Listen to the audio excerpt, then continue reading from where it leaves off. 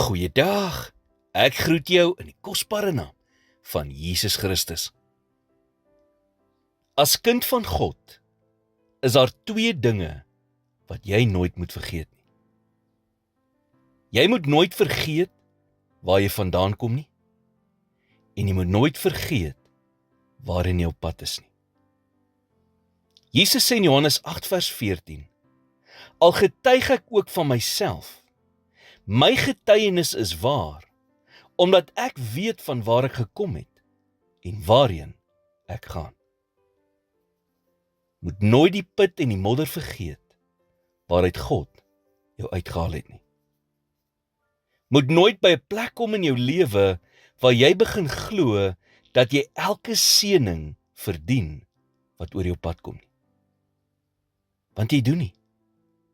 Dit is alles net genade. Ons verdien niks.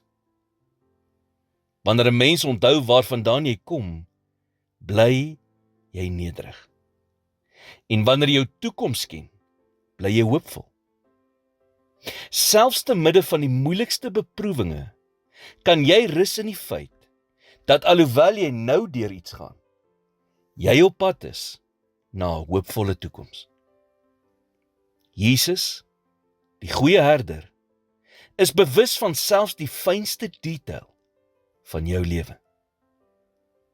Hy weet waar jy is, en hy weet presies waarin jy op pad is.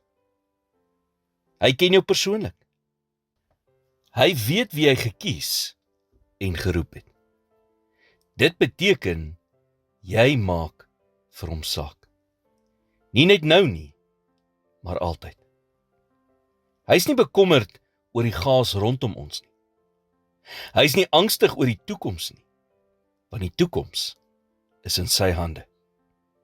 Dit behoort vir jou vrede te bring. God weet wat hy gaan doen. Niks kan sy plan stop nie. Nie eers die wêreld se grootste uitdagings nie.